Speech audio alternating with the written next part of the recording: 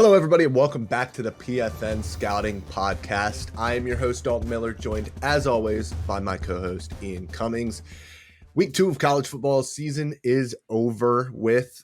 Week 3, we get into a little bit of conference play, but we will have that preview for you on Thursday's episode. This is Monday, so we're going to go back, and we're going to talk about the first 2 weeks of the college football season. We're going to check in on some of the quarterback prospects or potential quarterback prospects coming in the 2024 NFL draft.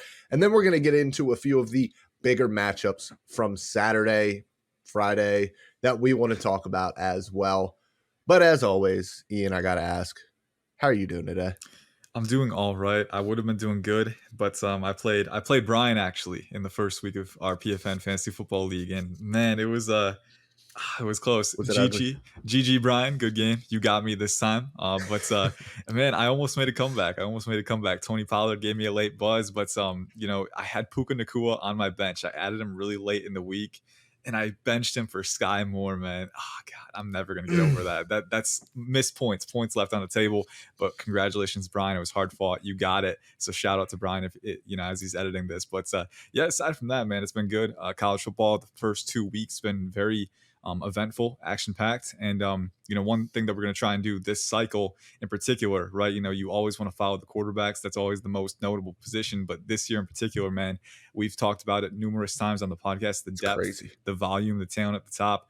It's really unique, and we haven't really seen too many classes like this on the surface. So every 2 to 3 weeks, we're going to try and just do a quarterback check-in, see who's trending up, who's trending down, and who's undergone the most development in recent weeks, because already, through 2 weeks, obviously a small sample size, but there's already a lot of room for optimism for a few particular young QBs at the top of the board.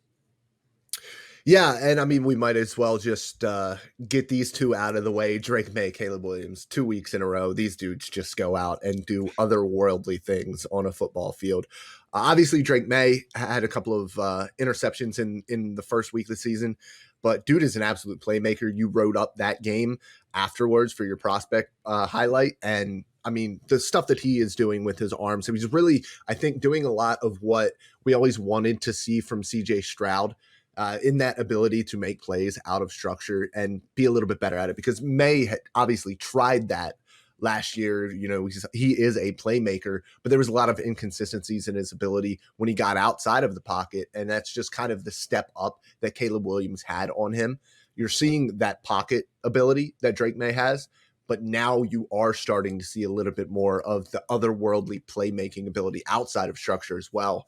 And I know Caleb Williams is fantastic, but I do think it is going to be a legitimate talk, a legitimate conversation about 1 and 2 here, and not a 1A and a 1A and a 1B instead of like a 1-2, like with Andrew Luck and Robert Griffin III back in the day. We knew Andrew Luck was going to be the top pick, even though RG3 was otherworldly talented as well coming out of Baylor. I think that this is going to be much more of a conversation about who you're going to draft first overall. Oh yeah, for sure. I think the first 2 weeks of the season, we haven't really learned anything new about these guys. It's really just kind of confirmed what we already knew about them, and strengths and weaknesses, right? We talked about Maye in that first week, those 2 interceptions. Neither one was 100% on him, but both of them could have used better situational placement. On the first one in particular, he triggered a little bit too late when he was rolling to his right off script, right? So just things like that, little modulations in the off script process. And then, the second one as well, should have been placed at the back shoulder. He made it a 50-50 ball by placing it too far inside. So just little modulations with situational flexibility that you'd like to see improve from a young QB. But the things that he can do in the pocket, right, when it comes to manipulating defensive backs and using the arm elasticity to widen windows, right, that's very impressive. And then you mentioned it too, out of structure. He's a phenomenal athlete. He's got phenomenal arm elasticity and arm strength. And, it's something that gets overlooked sometimes just because Caleb Williams is so absurd in that department, right? It's a high bar to clear, but you don't want to discount what Maye has, because he does have a ton of natural talent. And then on Williams' side too, hyper elite creator, right?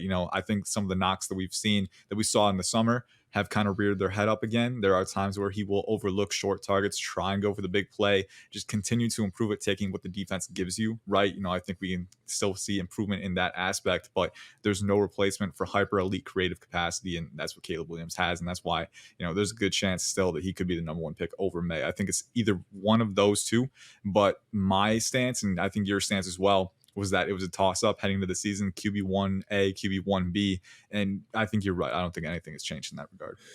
Yeah, he's playing Madden out there. Yeah. That's the best way that I can describe Caleb Williams' play, is he's just out there playing Madden. The hitch is open, but why hit the hitch when you can roll out to your right, avoid a couple of tacklers, and chuck it up 35 yards down the field on a rope? Like, that is just what he wants to do.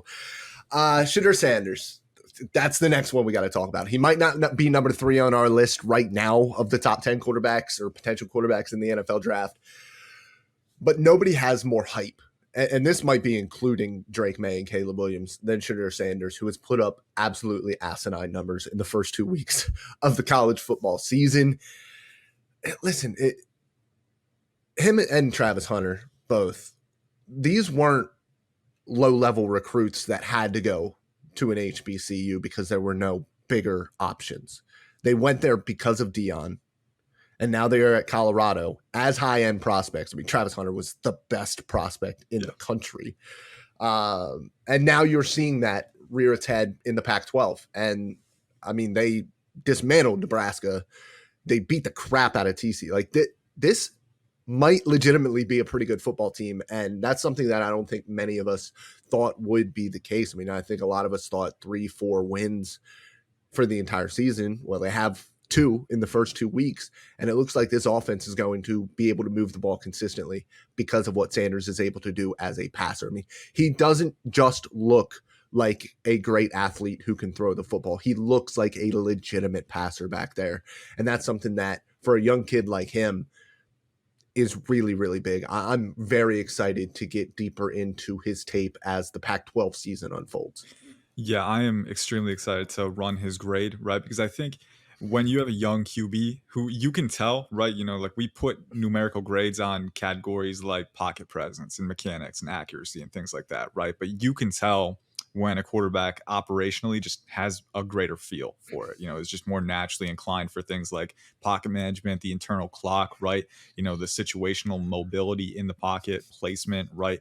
Quick processing, decision making, things like that. When there is a very good operator in the pocket, when he has a feel for that phase of the game, you see greater control, greater composure. And that's what we've seen from Shedeur Sanders these past 2 weeks, right? He is always in complete control and complete command, and just calm as can be in the pocket. Even when, space is modulating, even when blocks are failing a little bit, he knows how to adjust, he knows how to reset, and he knows how to control the pocket and control the field with his eyes too. And I think, he's done a very good job of maximizing opportunities with quick decision making, with accuracy and precision, and then with that ability to create when he needs to. I think he's really checked all of the boxes early on.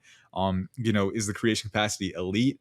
I don't know if it's at Caleb Williams level, but he is agile enough to sidestep, evade blocks, and get out into space. He's clearly athletic enough to do that, and the arm talent off script to generate velocity, hit those tight windows outside the numbers at the boundary. He's got all of that in his toolbox. But I think the most impressive thing for Sanders in particular, has been how controlled and composed he is in each operational area. I mean, it's been very impressive to see.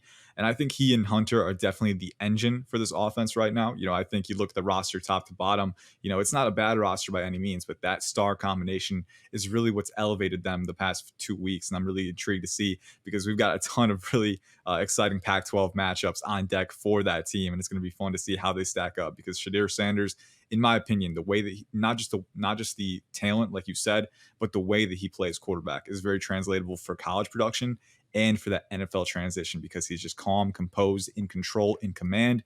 And I don't see it stopping anytime soon, because it's just so consistent. Speaking of that type of command and composure, I was really impressed with Quinn Ewers this week against Alabama. I really was. And it wasn't just, because when you look at a Steve Sarkisian offense, especially a Sark offense going up against his former head coach, he was obviously the offensive coordinator at Alabama. He has an intimate knowledge of that defense, and he was able to play with that a little bit. And, obviously guys like Adonis Mitchell and Xavier Worthy are fantastic. I was very impressed with a 160-pound Xavier Worthy getting absolutely smacked on the sideline and still picking up that first down on third down. And Jatavion Sanders is a beast as well at tight end. He has the weapons, and I think what I'm seeing more from him this year is that confident ability to push the limits in the intermediate and deep areas of the field, and then just that free-flowing playmaking ability that made him the top recruit in the nation and made him such a legend coming out of high school. So I think he's playing with, more confidence operationally this year, which is big. And then just the consistency in his motion and his accuracy, I thought was really good against Alabama, and that's very good defense. I was a bit surprised at how well those wide receivers were winning, but they weren't winning all of the time, and Ewers still had to go out there and make plays. I thought that the deep ball to Mitchell on the post was awesome. And I think that this is an offense at Texas that could go a long way because of the playmaking ability that they have. Yeah, I think so too. And I think one emphasis for Ewers in this game, right, was the deep ball placement. That's something that's not been there. It wasn't there in 2022. This game, he delivered. He had multiple opportunities. I think it was 3 of 5, if I remember correctly, challenging down the field. And, each time, even then there were a couple drops down the field where he put it right in the exact bucket he needed to. So you mentioned it, right? The free flowing nature of his game, his mechanics is something that's always been a little polarizing. And coming into the year, we both kind of expressed the desire to see more control and more discipline with that, right? And there are still some instances where he'll kind of float a little bit, and his feet will be a little inconsistent and tug his shoulders out of alignment, and that can cause misses either low or high. You still see that instability from time to time, but I do think he has improved at using that controlled shoulder tilt, using his arm angles to his advantage, rather than causing more volatility. And he's shown that he can adjust his placement, his trajectory, and give his receivers the best chance to win. That boundary ball to A.D. Mitchell, just outside of Kool-Aid McKinstry's reach, that was a phenomenal placed ball. It had just the right amount of pace and touch on it to get into that bucket. And that kind of manipulation, that control over that layering ability is really what you need to convert in the deep range. It's not just about having a strong arm. It's not just about having the right amount of loft. You need to kind of mix those two together. And I think Ewers is starting to find a better balance for that. So that was the biggest takeaway for me in the Alabama game. But then at the same time too, I think he's seeing the field a little bit better. There were some times where he anticipated a second level window, kind of fit it over linebackers who were looming. And then that post route too, there was a safety in conflict, and Ewers kind of kept his eyes forward just long enough to get the safety to bite on the inside route, and then had that wide open lane outside. So, things like that, where he's seeing the field, he's triggering fast, and, he's ultimately maintaining that mechanical control, which is necessary to capitalize on those opportunities. So it's early, right? And again, we've talked about Ewers before, doesn't quite have the elite athleticism to kind of compensate for lapses in the operational range. But what you wanted to see from him with that was development on that side. And I think that's exactly what we've seen through 2 weeks. And the Alabama defense, they were physical all day. They were hard charging. They were physical. That was not an easy battle. I think Ewers passed with flying colors. Yeah, and I thought that he used his athleticism pretty well situationally. Yeah. He used his legs a few times to pick up first downs. The next guy we're going to talk about, and I'm not going to really say all that much about J.J. McCarthy because I haven't watched Michigan in depth these first 2 weeks of the season. What I will say is I have watched enough of J.J. McCarthy at this point to say he might be my favorite thrower of the football I've ever watched. I don't know what it is about watching JJ throw a football. It's so aesthetically pleasing to me. Just the way that the ball comes out of his hands. It kind of reminds me a little bit of that baseball windup. It's much quicker than a baseball windup. It's kind of like that quick when you're not in the windup, when you're in the stretch, and you kind of do the quick set and go. It's what it kind of reminds me of. The ball just explodes out of his hands, and it looks like there's so many RPMs on that football. It's just so much fun to watch him throw. And I think that you're seeing a little bit of the growth. I mean, he obviously hasn't been tested very much yet, which is another reason why I don't feel like we need to talk about him too much. But what we have seen from him so far are the exact things that we needed to see from him operationally to get to that next level and be a legit threat for QB3. Oh yeah, for sure. Right. I think we have so many metaphors in the chest here. People talk about guys having howitzer arms. He doesn't have a rocket Yeah. launcher. It's more like a rubber band, right? It just kind of snaps. You don't really expect it. He doesn't have the heft. He doesn't quite have the size that you would expect to have that amount of velocity, but it just launches, man. It just goes. So that elastic motion is really appealing for him. And yeah, you mentioned it. We knew we had the talent coming in. I remember we talked about him in a QB pod before the season, and you're like, this is going to be everyone's favorite QB who's probably in the day 3 range right now. He can obviously grow, but very tools rich, right? And he needed that improved refinement. One note that I made in the preseason too was the poise wasn't really there, right? I think in the pocket, not just managing space, but also kind of maintaining your mechanics, right? If he had a pressure threat, it was really easy for his process to just collapse last year. And then sometimes some iffy decisions under pressure. So you wanted to just see more maturation overall. I mean, if there's any way to summate it, that's the way. And that's exactly what we've got through 2 weeks. Now, keep in mind, he played UNLV and then I think Eastern Carolina, right? So the competition has not been there. He doesn't, I think his best test coming up is not until October. He plays Minnesota in October. They got Tyler Nubin, Justin Wally, Trayvon Smith in the secondary. So, they've got that talent, but that's a long ways away. Then after that, too, I think beyond that point, you've got Ohio State, Penn State very late in the year. So we're not going to see the toughest tests from McCarthy until that point, which is good because he'll have time to build up to it. But in this limited sample size, he's 48 for 55, I think 558 yards, 5 touchdowns, no interceptions. He only has 7 incompletions so far. He's completing almost 90% of his passes. I mean, no matter who you're playing, whether it's UNLV, a FCS team, like those are NCAA football 14 numbers. Those are numbers where you just putting the slider down to easy and just letting it work. And that's what he's shown on tape too, right? Obviously very athletic, very mobile in the pocket, the arm talent we've talked about at length already.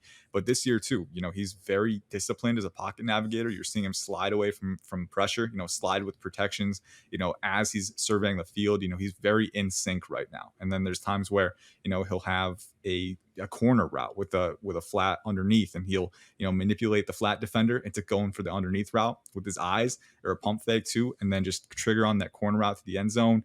He's done that. He's manipulated defenses with his eyes, and he's putting the ball into very tight pockets with that arm talent. It's that marriage of talent and operation, that marriage of talent and just mechanical execution that we're now seeing from McCarthy. And it's been a limited sample. The competition hasn't been there, but I'm really excited to see what he does do against a defense like Minnesota, because already he's trending up and he's really showing exactly what we wanted, which was more poise, more control, and more maturity. And I think having that in his toolbox with his tools, with his physical tools, it's not brash to say he could be QB3 in a first round quarterback prospect.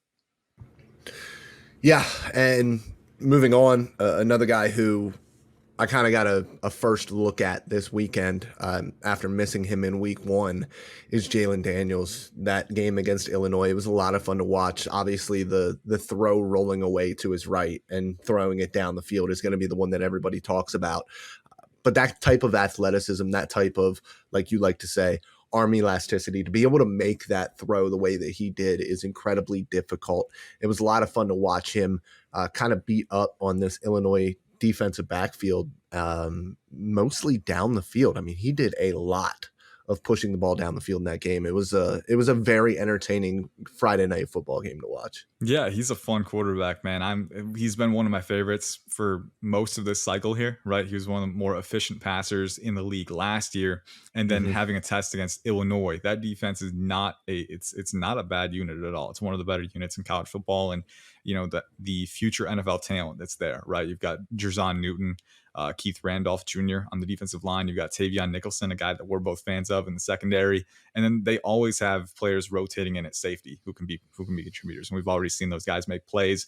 In week 1, they did. Week 2, Jalen Daniels gave them some trouble, right? And so Jalen Daniels, for me, I remember when we talked about him in our sleepers episode, right? One thing that really stood out to me is that this is a player who has the necessary traits to create when he needs to, out of structure, but he also has the wherewithal and the control to take what's given in structure and use his eyes to manipulate space in the short range, right? That's something that, some quarterbacks don't always have. Sometimes they kind of rely on their traits to create to a fault, right? You want to see them have that control in the pocket, and he definitely has that. But against Illinois, that creation capacity was really on full display. You're seeing him have the agility, the short area twitch to kind of evade sack threats, and then the speed to get out in space, the arm elasticity, right? We say that time and time again, but that's a trait that can separate early round quarterback prospects. And I think we definitely saw that with his ability to generate velocity off script. You mentioned he was testing the deep range. He wasn't just doing that from the pocket, right? Even when he's rolling out of structure, he's still keeping his eyes downfield, processing windows, and throwing the ball, throwing receivers open, throwing to a space, and having that ability, that vision to do that off script, but then also having the arm strength and arm elasticity to get the ball where it needs to go. Very valuable. So you see all of the physical traits are there, and then a big test in an Illinois defense, a lot of pressure, right? And he navigated through it very, very cleanly. So Jalen Daniels, to me, is the guy who's on the rise, right? We need to see him kind of stack good games now. I think that's the most important thing for him, especially because he's a little under the radar still. But keep an eye on this guy. Don't just forget about him, because he is a QB prospect with the necessary traits to elevate himself if he needs to. Now, that the numbers are stacked against everyone in this class, man. I mean, we're talking about so many QBs, and we've got so many more to talk about here. But Jalen Daniels, I think he definitely belongs in that conversation as one of the guys who's vying for early round capital. Yeah, another guy who's going to be trying to vie for early round capital, and it's somebody who I kind of thought from. I think that something that we've seen from Michael Penix this year so far is pushing the ball down the field. But I want to caution everybody that wants to talk about, the arm strength with him being an issue or not being an issue, and using pushing the ball downfield as a barometer for arm strength. That's not what we're talking about when we talk about arm strength. Every single high-end college quarterback is able to throw the ball 50 yards downfield.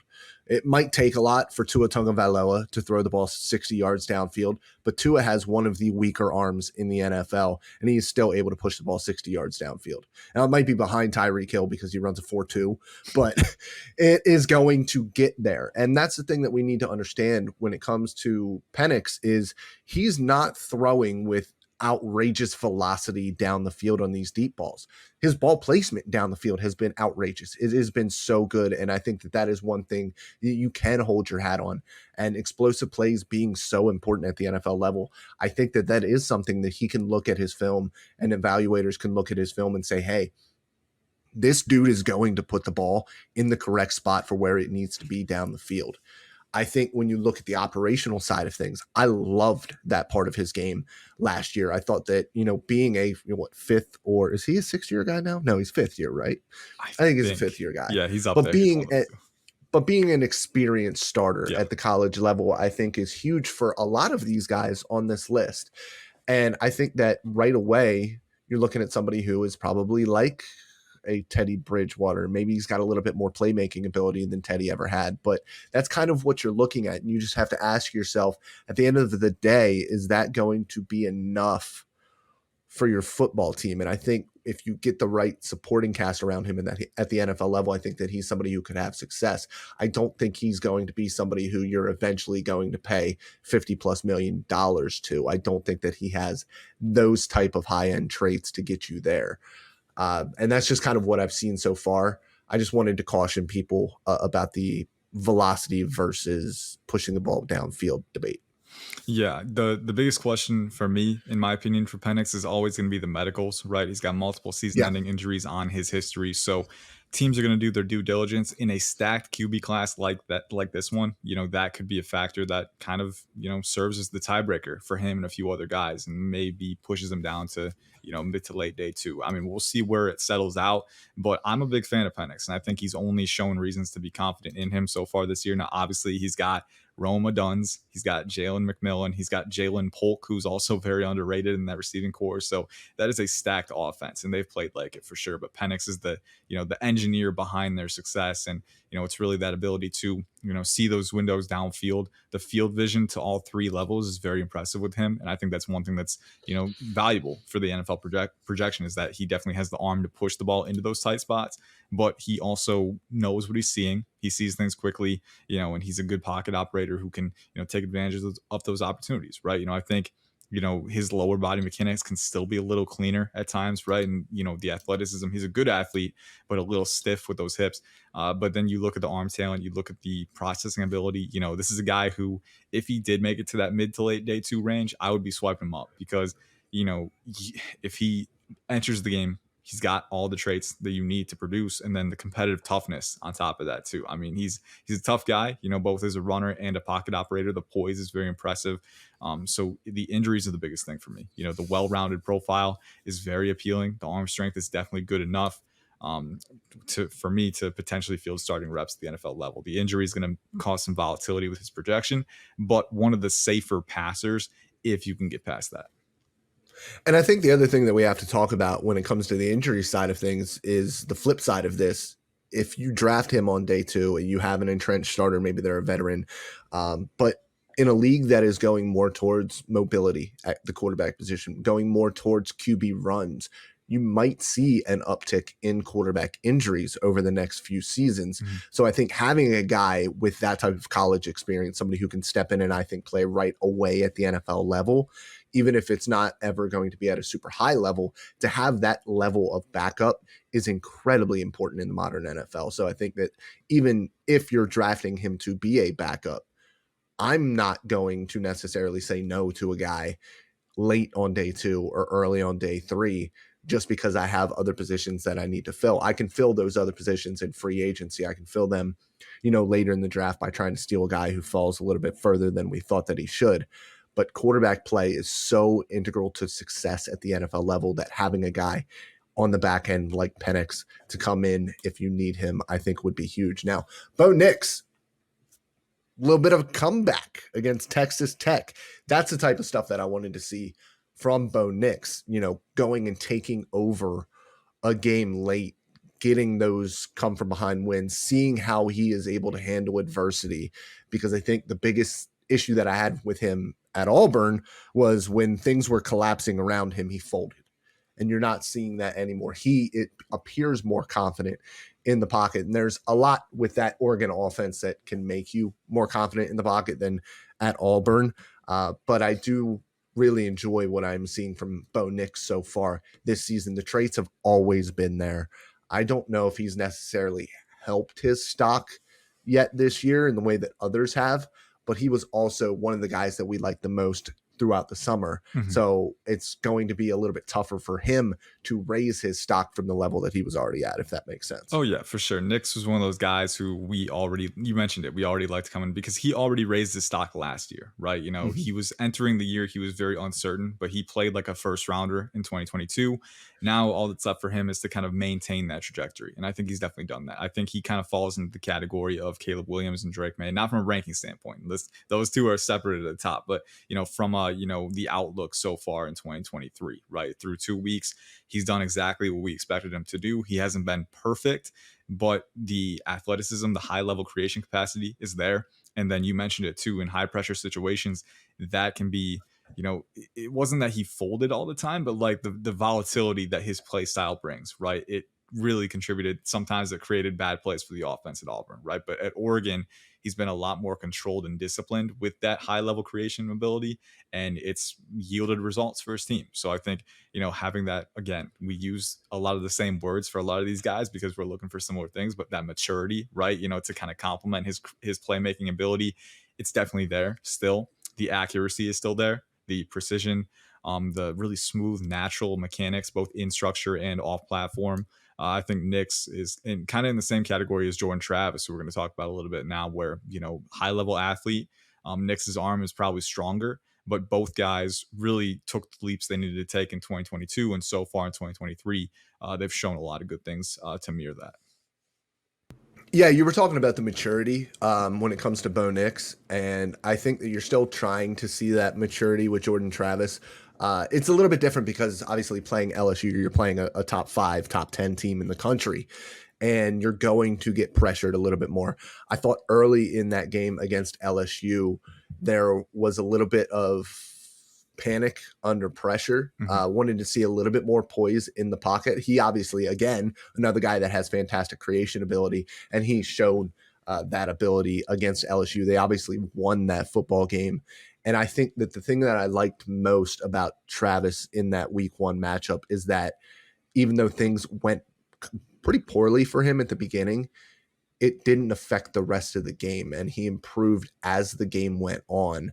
And then obviously when you have just throw it up to him. But that's another thing, the ball placement, the trust. And I think that that's something that, guys like Joe Burrow, guys like Josh Allen, to have that elite level trust in your playmakers to where you will put the ball at risk every once in a while, but Keon Coleman's going to high point that football. You know that you have enough talent there that those guys are going to go out and make plays for you, even when things are breaking down around you. It is weird for me still to see a Florida State team that has an offensive line that can survive, but they do survive a little bit. And I'm really interested to see, as ACC play continues to go on, that maturity throughout this year, because when you sit down and you look at it, he is a 6-year guy. He is an older prospect already. So will be very interesting to see how he is able to progress as a little bit of an older prospect. Mm-hmm. Yeah, for sure. It's going to be one of those things, especially with all the pressure that's on this Florida State program. Like after the LSU win, a lot of people are counting on them to make the playoffs. That's just how it is, right? And they have the NFL talent to get it done, right? I mean, we mentioned Keon Coleman is absurd. Johnny Wilson as well. The offensive line is solid. That defensive line, a lot of good contributors. Fabian Lovett, Braden Fisk, Jared Verse. The team is definitely good enough, right? The offensive weapons are definitely good enough. So at the end of the day, man, it always eventually comes back to quarterback. And does your quarterback have enough? Is he better than the other guy, more consistent than the other guy? So Jordan Travis is going to have that pressure on him. 2 to 3 years ago, right? He didn't have the necessary confidence instilled in him by the coaching staff, but Mike Norvell has done a great job giving Travis the reins and letting him grow. And he took those steps last year. And now this year too, he's taken a few lumps here and there, but he's got the athleticism. I think he's got the ability to create. And you mentioned it too, having the confidence to give your playmakers chances in high leverage situations. Some quarterbacks don't have that. Some quarterbacks just take the check down every time. Some quarterbacks don't have the what they need to get past that first read and kind of take those opportunities. So Jordan Travis has that. And on top of that too, not the strongest arm, but does have the situational accuracy to put it in the best spot to maximize that receiver's chances. So you see all that, that's important. And I think as he gets into more high pressure situations on the road to the playoffs, hopefully we'll get to see more from Travis and how he grows. Riley Leonard is the next one. And I think that his stock is probably slightly up. I liked what I saw from him when it comes to his performance against Clemson. I think the one thing that I would like to see a little bit more is the ability to push the ball down the field. What I actually liked most about Riley Leonard was that the confidence, especially for he is one of the younger guys that we're looking at in this class, the confidence in his operational side.